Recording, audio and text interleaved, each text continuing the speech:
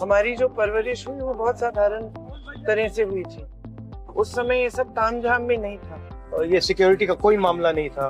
तो हम भी सड़कों पे जाके खेलते थे बच्चों के साथ। जब 80 का चुनाव हुआ तो तुम्हें याद है हमने बच्चा पार्टी बनाई थी। हाँ। 40 बच्चों का गैंग था, सड़कों पे जाते थे, बच्चा पार्टी जिंदाबाद, बच्चा पार्टी जिंदाबाद, और पोस्टर चेप लेते थे अपने बच्चा पार्टी। याद राजनीति जीवन का हिस्सा था, उस हमारे जीवन का हमेशा हिस्सा रहा।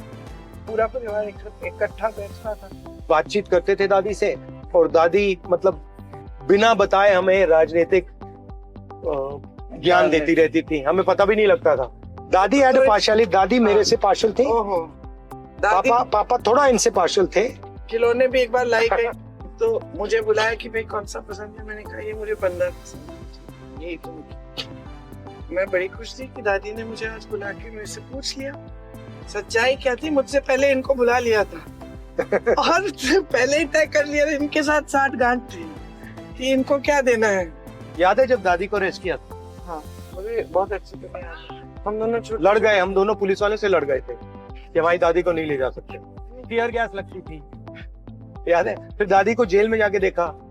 हमारा जो पारिवारिक रिस्पेक्ट है और रिश्ता है एक दूसरे से, वो सबसे जरूरी है। एक टाइम था जब ये केक बनाती थी, 24 घंटा ये केक बनाती थी और किसी ना किसी को ये केक खिलाती रहती थी। कुछ भी मीठा सामने दिख जाए तो रुका नहीं जाता। और मुझे सबसे ज्यादा चिढ़ तब होती है जब मैं कुछ खा रही हूँ और दोनों माँ बेटे मुझे बोलते हैं बहुत ज्यादा खा रही हो, और मुझे देखते ही मुझे बोलते हैं मोटी हो रही हो। चिढ़ मचती। चुप हो गई। इसमें इसकी फेवरेट जलेबी है, क्योंकि वो पापा की फेवरेट थी, इसलिए इसकी फेवरेट है। अरे पसंद है। But he used to like it. पापा also used to like it. सबसे बेस्ट कुक मेरी नानी थी। ये तो सच है, तो अब तो नहीं है ना। अब उनके बाद ये है, नहीं उनके बाद एक्चुअली शायद मेरी माँ की बहन है। पूरे परिवार को गिन लो। ठीक है, मगर ये बहुत अच्छी है। सच्चाई ये है कि मैं बेस्ट कुक हूँ नहीं, पूरे परिवार। नहीं ये बेस्ट नहीं है। मैं सब बनाती हूँ। मैं देसी खाना भी बनाती हूँ, थाई खाना भी बनाती हूँ, इटालियन खाना भी बनाती हूँ। अब बोलो। हमारी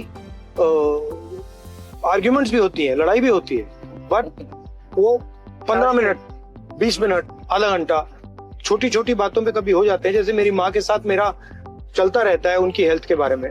माँ बड़ी स्टबर्न भी है, वो कुछ करना चाहती है तो फिर रास्ता निकालेंगे, कुछ ना कुछ करके रास्ता निकाल दें। इंदिरा जी एक बहुत मजबूत शख्सियत, सोनिया जी बहुत दुख देखे, बहुत झेला और उभर कर आई राजनीति में, और उन्होंने बहुत संघर्ष किया, बहुत ही दृढ़ महिला रही। हमारी नानी भी बहुत दृढ़ महिला थी। जब आप पॉलिटिक्स करते हैं, अगर आप अपनी फैमिली की रिस्पेक्ट नहीं कर सकते, अगर आप फैमिली में रिश्ता नहीं रख सकते, तो आप उसके बाहर कभी नहीं रख सकते। अगर आप हर रोज अपने जीने में झूठ बोलोगे, पॉलिटिक्स में झूठ बोलोगे। तो इस चुनाव में ना आप अपना ध्यान मत भटकाने दें किसी भी स्तर पर। अर्जुन के निशाने की तरह, मछली की आंख पे जैसे अर्जुन ने अपना निशाना रखा, आपको भी अपना ध्यान पूरी तरह से अपने विकास पे, अपना भविष्य कैसे बनाना है। और ये जो वोट है आपका सबसे बड़ा हथियार है। इस वोट को आप विवेक से इस्तेमाल करिए, इस वोट से ही आपका भविष्य बनेगा।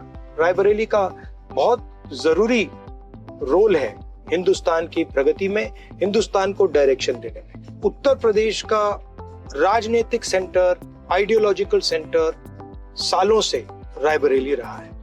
रायबरेली ने ही आजादी की लड़ाई में रास्ता दिखाया, और आज रायबरेली का रोल ये होना चाहिए कि पहले वो उत्तर प्रदेश को विकास का, प्रगति का रास्ता दिखाए, और फिर उत्तर प्रदेश एक बार फिर हिंदुस्तान को प्रगति और विकास का रास्ता दिखाए।